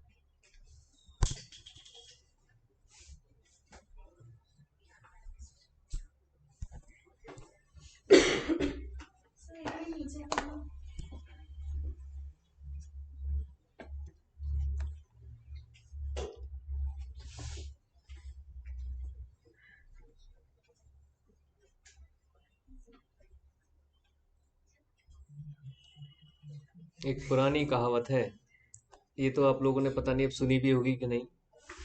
करत करत, सुनी है? अभ्यास के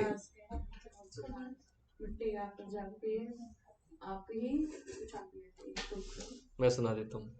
करत करत अभ्यास के जड़मति हो सुजान, मिट्टी मिट्टी आपत हाँ रसरी आवत रसरी जात के, आवत जात। सिल पर परत निशान। हिंदी नहीं थी मेरे पास। अब मैं समझा दूं, पता है कि बहुत कम बच्चों ने पढ़ा होगा। रसरी है रस्सी, रस्सी को पत्थर में आवत जात के मतलब आना जाना, सिल यानी आप अगर पुराने जमाने में देखेंगे हिंदुस्तान में कुएं हुआ करते थे पानी के लिए, ये टैप्स तो अब आ गई, और उसके बाद उससे पहले हेड पंप्स आ गए थे, लेकिन पहले सिर्फ कुएं हुआ करते थे। कुएं के चारों तरफ एक बाउंड्री बना दी जाती थी, जिस पर वो पहाड़ी पत्थर जो होते हैं वो रख दिए जाते थे कि कोई गिर ना जाए। तो पुराने जमाने में, अब पिक्चरों में दिखाते हैं कि बीच में एक डंडा लगा होता था, उस पर ऐसे एक लोहे का चक्का लगा होता था जिसमें रस्सी आराम से हो जाती थी, लेकिन वो तब भी नहीं था, उससे पहले की बात हो रही है जब ये कहावत बनी। तो लोग ऐसे ही खींचते थे, और जब भारी हो जाती थी तो वो रस्सी उस पत्थर से टच होती थी। जिस रस्सी को पत्थर काट देता था, ये बताया जाता है उसमें कि जिस रस्सी को पत्थर आराम से काट देता है, लेकिन उसी पत्थर को रस्सी भी काट देती है। जब वो रेगुलर ऊपर नीचे उसके साथ आवत जात के नीचे गई, फिर ऊपर आई, फिर नीचे गई, फिर ऊपर आई, वो पत्थर को भी घिस देती है। तो ये कहावत कब बनी थी और बच्चों के ऊपर कब एप्लीकेबल हुई? करत करत अभ्यास, यानी लिख लिख कर करना। ठीक है जी। सुहानी एंड निकिता, अच्छा आप निकिता है, आप रुचि, मैं रिवर्स कर गया था। तो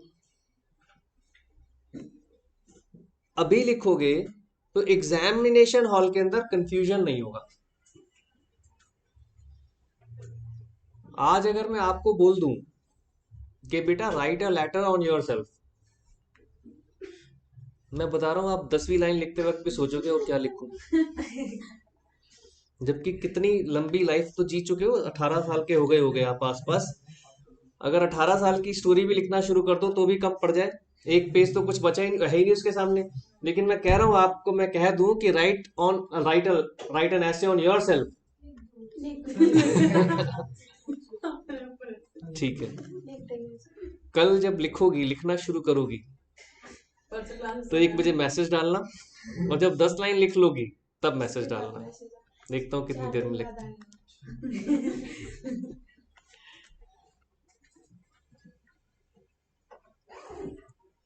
इसी केस को उसने डिस्कस किया और इसी केस को आगे वो लेता चला गया। कार्बोलिक को उसने बनाया, क्योंकि केस क्या बनते हैं, हमारे लैंडमार्क्स बन जाते हैं, है ना। इनको लैंडमार्क केसेस के नाम से बोला जाता है, तभी आपकी ये बुक्स में छप गए कि ये डिसीजंस निकले यहां से, लीडिंग केसेस कहलाते हैं। इस पैराग्राफ में देखो, अगले पैराग्राफ में कुछ नई चीज कह रहा है। अब जो लाइन आपको मैंने ऊपर अंडरलाइन की, उसको यहां पर प्रूव कर रहा है कि जब आपने वो स्मोक बॉल्स यूज की और इन्फ्लुएंजा हुआ उस लेडी को, उसने उनको तब नहीं बताया कि मैंने स्मोक बॉल्स यूज किए, क्योंकि कहीं पर कंडीशन में ये नहीं लिखा था कि जब वो स्मोक बॉल्स आप कंज्यूम करेंगे तो उससे पहले बताएंगे कंपनी को कि मैं परफॉर्म कर चुकी हूं। ये तो जब उसके साथ घटना घट गई तब जाकर वो कोर्ट पहुंची है। और कंपनी ने कहीं ना कहीं जो स्टैंड दिया था, ये 2 तरह के स्टैंड दिए थे। पहला स्टैंड क्या दिया था कि हमने तो इनके साथ कोई एग्रीमेंट किया ही नहीं, हमने तो कार्गिल के साथ कोई एग्रीमेंट ही नहीं किया, उन्होंने ये लिखा पहला स्टैंड। दूसरा स्टैंड क्या दिया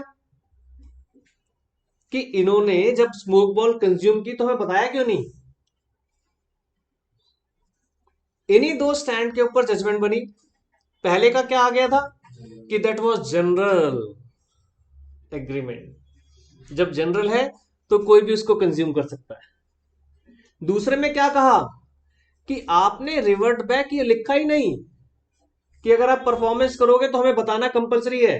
आपने सिर्फ ये बोला था कि जिस तरीके से हमने कंडीशंस बोली हैं उस तरह से आपने इनको कंज्यूम किया है तो इट विल बी एज्यूम्ड की परफॉर्म, दैट्स ऑल। आपको परफॉर्मेंस का कम्युनिकेट करना जरूरी नहीं था। ये दो अलग अलग बातें हैं। इसी केस को, लीडिंग केस को मानकर उन्होंने दोनों चीजें एक्सप्लेन की। ये कभी पुराने टाइम पर ये कभी इस तरह के क्वेश्चंस ही नहीं बनते थे। ये तो जैसे जैसे लीडिंग केसेस बनते गए ये क्वेश्चंस राइज होते गए। तो पहला क्या क्वेश्चन राइज हुआ कि कार्लिल ने हमारे साथ कोई एग्रीमेंट नहीं किया, हमने कोई उनके साथ एग्रीमेंट नहीं किया, तो उसका कोर्ट ने क्या कहा, that was the general offer. वो जनरल ऑफर था, आपने जनरल पब्लिक को ऑफर किया था, उसे कोई भी ले सकता था। दूसरा, आप कह रहे हो कि कम्युनिकेशन ऑफ परफॉर्मेंस आपने कहीं नहीं लिखा, आप लिख दो और फिर बाद में अपने आप देखते रहना, फिर तो सब बताएंगे आपको और भर जाएगा पूरा का पूरा वेबसाइट ही आपकी। तो इसलिए ये भी कहीं नहीं लिखा था। देखो नेक्स्ट पैराग्राफ के अंदर वो लास्ट में यही कह रहा है, it was not necessary to communicate the same. The court thus in the process laid down the following 3 important principles. अब हम आ जाते हैं कि कोर्ट ने क्या 3 प्रिंसिपल्स बनाए। पहला क्या बनाया, देखो जरा पढ़े। कोर्ट ने 3 इंपॉर्टेंट प्रिंसिपल्स बनाए, किसके केस के बेस पर, कार्लिल के बेस पर, और किस में, परफॉर्मेंस को लेकर। पहला क्या बनाया,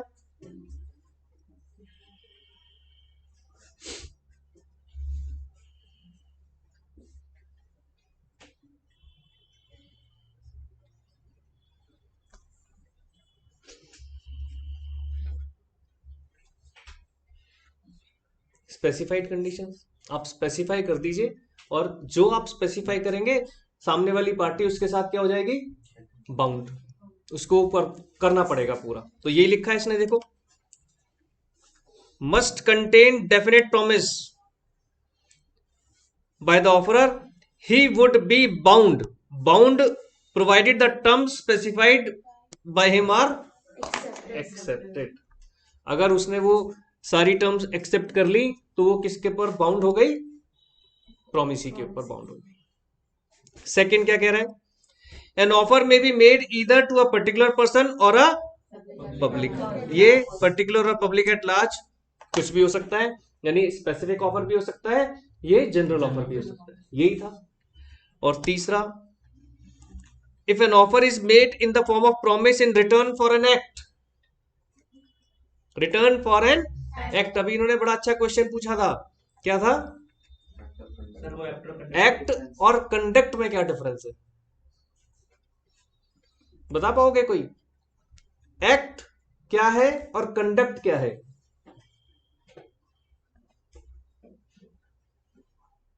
लगाओ थोड़ा सा दिमाग, इससे पहले ये कंप्लीट कर लेते हैं फिर आप लगाना दिमाग। If an offer is made in the form of promise in return for an act, the performance of that act, even without any communication thereof, be treated as acceptance. Treated as an acceptance. Act है कि आप मेरी car खरीदोगे, तो car खरीदना एक act है, मेरी कार खरीदना एक एक्ट है। कंडक्ट क्या है, जिस तरीके से मैंने आपसे कहा कि कैसे खरीदोगे। अगर मैंने आपसे कहा कि अगर आप कार खरीदने के लिए एग्रीड हैं तो 20,000 रुपए का एडवांस पेमेंट भेज दो, वो कंडक्ट है। Form of consideration conduct. हाँ जी, आपने एडवांस में दे दिया आंसर, भी तो अगला चैप्टर है। ठीक है जी, वो कंडक्ट है जो आप कर गए। ये 3 इंपॉर्टेंट डिसीजन दिए किसने, कोर्ट ने। कहीं कुछ मेंशन नहीं था, कोई थियरी नहीं थी, लेकिन कोर्ट ने जब केस को डिफाइन किया, उस केस को डिफाइन करने के बाद ये 3 कंडीशन लगा दी। पहली क्या है बताओ, मस्ट कंटेन डेफिनेट प्रॉमिस, और एक्सेप्टर को अपने आप वो सारी कंडीशन उसके ऊपर बाउंड हो जाएगी अगर वो वहां पर डिफाइन है। दूसरी क्या है, जनरल भी हो सकता है, स्पेसिफिक भी हो सकता है। और तीसरा क्या है, परफॉर्मेंस ऑफ एक्ट। ठीक है जी, जैसे ही आपने वो परफॉर्मेंस ऑफ एक्ट किया तो मान लेंगे कि आप एक्सेप्टेंस हो गया। Got it? बढ़े आगे।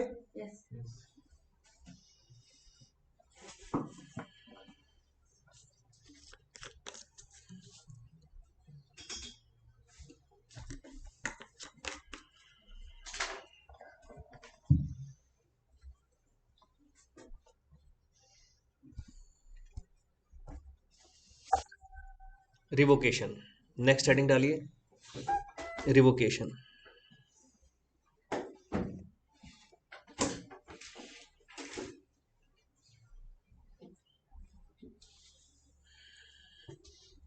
मैंने बताया था आपको रिवोकेशन क्या है, कि अगर मैंने आपको कुछ ऑफर किया उसको मैं वापस ले रहा हूं।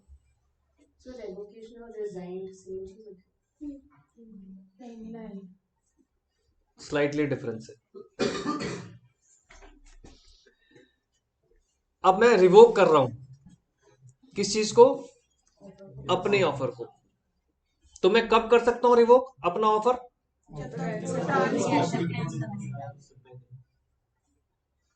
सुहानी कब कर सकता हूं मैं अपना ऑफर रिवोक,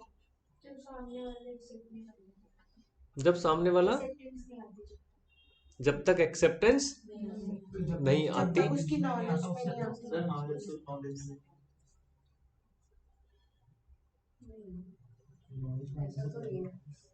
सर इसने पढ़ लिया देन ट्रांसमिशन में आ गया उसके बाद ही कर सकते। हाँ, when it comes into his knowledge and under the transmission, अब वो रिवोक नहीं कर सकता। तो उसका आंसर एक्चुअली वही है जो उन्होंने बोला कि जैसे ही उसने एक्सेप्टेंस दे दी तो वो रिवोक नहीं कर सकता। उसके आंसर का तो ये भी हो सकता है ना कि एक्सेप्ट तो कर लिया, तो हाँ, जब तक ट्रांसमिशन में नहीं आएगा तब तक तो कर ही सकता है। अब वो चाहे एक्सेप्ट कर भी लिया हो, नहीं, अब उसमें वही होगा, एक्सेप्टेंस की तो कैसे बताओगे, तो वो इसलिए ट्रांसमिशन हो गया। लेकिन एक्सेप्टेंस अगर हो गई आपकी, एक्सेप्टेंस अगर आपकी हो गई तो फिर आप उसको रिवोक नहीं कर सकते। ठीक है जी। जो ट्रांसमिशन है वो थोड़ा सा और आगे कि अब उसने एक्सेप्टेंस कर ली लेकिन वो चुपचाप से मुझे एग्जीक्यूट नहीं कर रहा, मुझे नहीं बता रहा, तो फिर मैं कैसे जानूंगा जो आप कह रहे हो। वैसे ये है आंसर उसमें, वो थोड़ा सा और एक्सटेंड हो जाए। तो यानी एक्सेप्टेंस एंड ट्रांसमिशन एक साथ चलेगा। जैसे ही उसने एक्सेप्टेंस की और उसको ट्रांसमिट कर दिया, अब वो रिवोक नहीं कर सकता। ठीक है जी।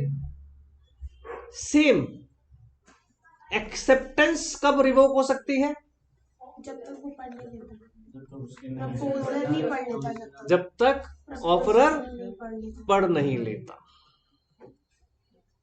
यही बात है। आओ देखो, इसीलिए कह रहा हूं कि बड़ा ध्यान से समझना है, और कॉन्सेप्ट सारे वही हैं, वापस रिपीट हो रहे हैं। If there are specific requirements governing the making of an offer and the acceptance of that offer, we also have specific law governing their revocation.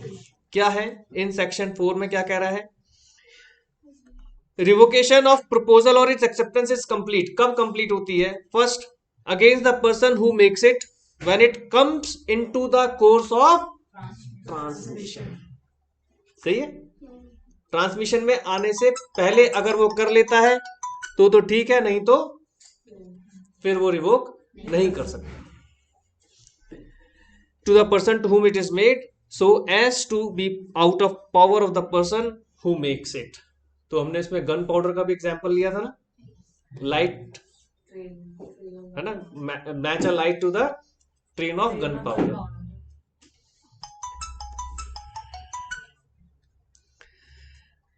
Second, as against the person to whom it is made when it come to his knowledge।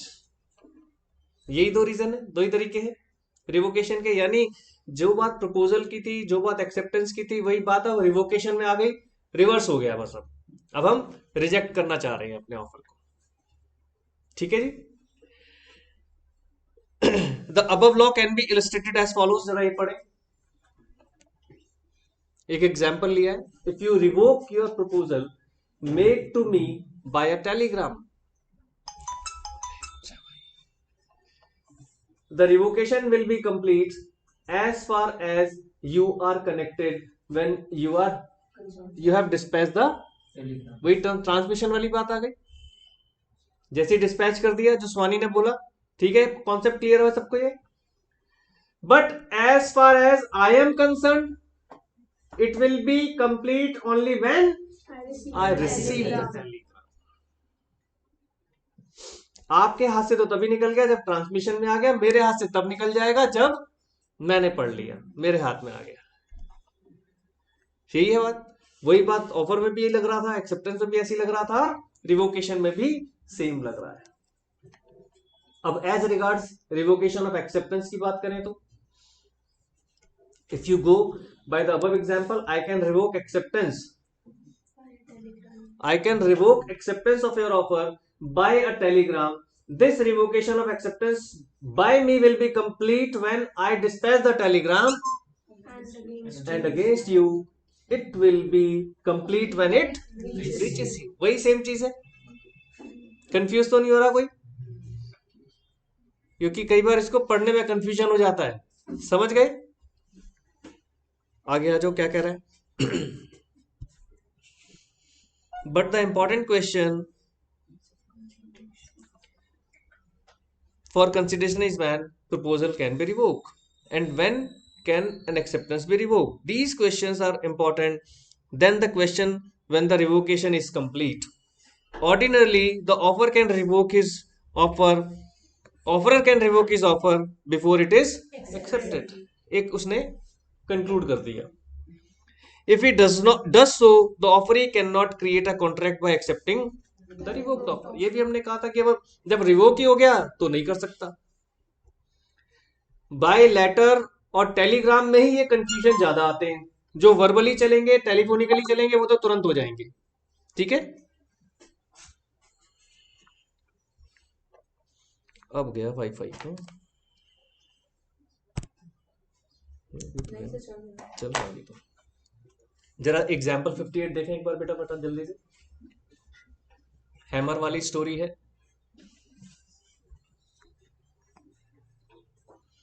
Hammer नीचे गिरने से पहले रोक दो। अरे sir sorry sir मैं नहीं दे सकता, इतने पैसे गलती से बोल दिया है। हैमर गिरने से पहले बोल दो। अगर हैमर गिर गया तो अब आप रिवोक नहीं कर सकते। ये एग्जाम्पल है, देखो यही है।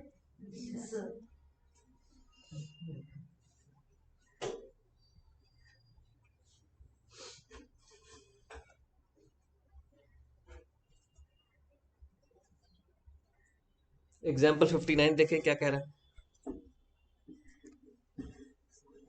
टाइमिंग्स को लेकर आ रहा है।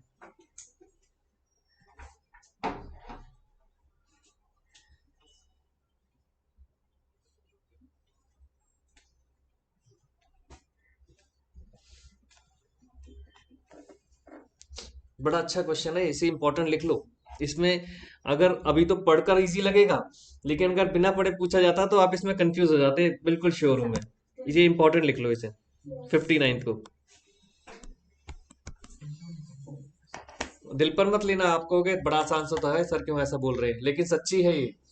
बच्चे कंफ्यूज हो जाते हैं इसमें। 6 बजे तक का टाइम दिया, 6 बजे से पहले मैंने ही बेच दिया, यही तो कह रहा है। पढ़ो ध्यान से। X offered to sell 50 bales of cotton at a certain price and promised to keep it open for acceptance by Y till 6 p.m. of that day. Before that time, X sold them to Z. Before that time, Y accepted before 6. मैं भी बेच चुका और वो भी 6 बजे से पहले कह रहा सर मेरे को मंजूर है। But after the revocation by X, लेकिन जब मैंने गुड्स बेच दिए तो ऑब्वियसली वो क्या हुआ, रिवोकेशन हो गई। आपकी एक्सेप्टेंस से पहले मैं रिवोक कर चुका हूं, आपकी एक्सेप्टेंस से पहले मैं उसे रिवोक कर चुका हूं। फिर वो क्या कह रहा है, In this case, it was held that the offer was already revoked. Getting my point? लेकिन उसने कहा था ना कि 6 बजे तक अगर एक्सेप्टेंस मिल जाती है तो उसे वेट करना हाँ, पड़ेगा। मैंने उससे पहले रिवोक कर दिया। तो लेकिन चीटिंग उसको हो गई उसको ना। सुविधा मैं वेट नहीं करना चाह रहा। तो ये तो चीटिंग है। चीटिंग क्यों है? Confirm No. करना चाहिए था। ये तो रिवोक किया लेकिन बाय को थोड़ा ना ये इन्फॉर्म किया कि ऑफर रिवोक हो गया है। अरे आपकी एक्सेप्टेंस से पहले मैंने गुड्स भेज दिए तो वो ऑटोमेटिकली रिवोक हो गया। लेकिन टाइम दिया हुआ था ना सर, 6 PM दिया हुआ था। बिफोर 6 PM, लेकिन उससे भी तो पहले मैंने कर लिया। आपकी एक्सेप्टेंस आने से पहले मैंने रिवोक कर दिया है। मैं 6 बजे के लिए बाउंड थोड़ी हुआ। मैंने ये थोड़ी कहा है कि मैं 6 बजे तक किसी और को नहीं बेचूंगा। आप बिल्कुल निश्चिंत रहो। एक मोटा मोटा आपको बात समझाई जा रही है कि अगर एग्रीमेंट की बात करें तो फिर तो उसमें बहुत कुछ आ जाएगा। अगर मैं 6 बजे तक वेट करना चाहता हूं तो भाई मेरे को आपकी तरफ से भी कोई एश्योरेंस चाहिए, लेकिन उससे पहले अगर मेरे पास कोई बेस्ट डील आ रही है तो मैं क्या करूं? ये होता है। आपको 6 बजे तक का टाइम दिया है, लेकिन मेरी डील फिर भी ओपन रहेगी कि उससे पहले अगर मेरे पास अच्छी डील आ गई तो I can sell it out. कोई बाउंड नहीं है मेरे ऊपर बाउंडेशन की मैं रुकूं तब तक। रिवोकेशन हो गई। हाँ, आपकी जो बात है कि कम्युनिकेशन जरूरी है, तो उसमें मानकर चला जाएगा कि उसने कम्युनिकेट कर दिया होगा। आपकी बात ये ठीक है, कम्युनिकेशन होना जरूरी है, कम्युनिकेशन ऑफ रिवोकेशन। एग्जाम्पल 60 पढ़ लें जल्दी से।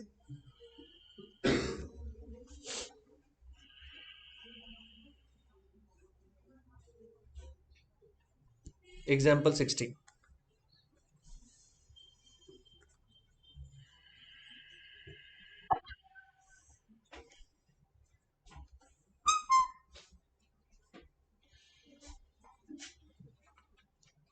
एक्चुअली ये जो टाइमिंग्स का खेल है ना, ये इसीलिए इंपॉर्टेंट है। आपको बस ये देखना है कि कब हुआ। हाँ, अगर आपकी एक्सेप्टेंस मेरे पास आ जाती फिर मैं नहीं बेच सकता था, फिर मैं नहीं बेच सकता था। तो वो आपको ये भी समझाने की कोशिश कर रहा है कि ये मत समझो कि आपको 6 बजे तक का टाइम दिया तो मैं 6 बजे तक रुके। मैंने ये भी कमिटमेंट किया कि मैं रुका रहूंगा, ये कंडीशन नहीं है। आपको 6 बजे तक का टाइम दिया है, आपने 6 बजे से पहले अगर नहीं बताया तो मैं मान लूंगा कि एग्रीमेंट खत्म। लेकिन मेरी तरफ से ओपन मिला हुआ है कि अगर मान लो मुझे बेस्ट डील मिल रही है तो I am open to sell it. ठीक है, इसीलिए तो कह रहा हूं इसमें कंफ्यूजन हो जाते ही नहीं तो कई बार। तभी तो कह रहा हूं आसान सा था, लेकिन टेक्निकली उलझा जाता है बच्चों को। ये देखें, ये आसान है,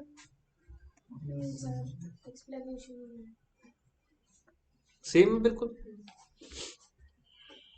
तो क्या कह रहा है बोल्ड लेटर्स में, an acceptance to an offer must be made before that offer lapses or is revoked. उन्हीं वाले एग्जाम्पल से कह रहा है, यानी रिवोक होने से पहले या फिर लैप्स होने से पहले आपको बताना पड़ेगा। तो ऊपर वाले में रिवोक पहले हो गया था। फिर क्या कह रहा है, the law relating to the revocation of offer is same in India as in England. हालांकि हमारे लिए कोई इंपॉर्टेंट नहीं है इंग्लैंड से क्या मतलब, इंग्लिश लॉ को भी छोड़ दो।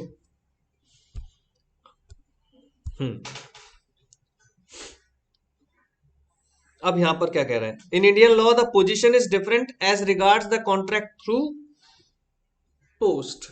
जरा जल्दी से पोस्ट का एक बार पढ़ ले फटाफट।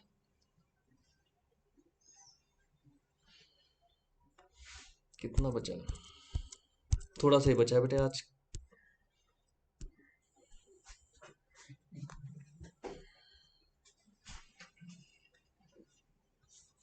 कुछ चेंज नहीं है, जो पोस्ट का हमने पीछे पढ़ा था सेम बिल्कुल वही है एकदम। पोस्ट का तो हम पढ़ चुके हैं, है ना। बाय लेटर वाला मैंने एक एग्जांपल भी दिया था आपको, वो सेम पूरा एग्जांपल आपको दिमाग में रखना है। 3 तारीख को चिट्ठी पहुंच गई, इसने नहीं पढ़ी, हॉस्पिटल ये वो करते करते 6 तारीख को उसने पढ़ा, 6 तारीख को उसने भेजा। तो सारी चीजें सिचुएशंस हमें ध्यान रखनी है और वही सेम सिचुएशंस आएंगी। ठीक है, टेलीफोन का एक बार आप थोड़ा सा पढ़ लेना, ये मैं अभी आपके लिए छोड़ रहा हूं। ये तो सिंपल है, टेलीफोन का मतलब क्या है कि हम ये मानकर चलते हैं कि हम आमने सामने बैठे हैं। इस एक सिंपल सा आपको मैं एक हिंट दे रहा हूं, ये ध्यान से अपने पढ़ना है, ये आपको मैं होमवर्क दे रहा हूं। ठीक है, और उसके बाद आ जाते हैं सीधा मोड्स ऑफ रिवोकेशन।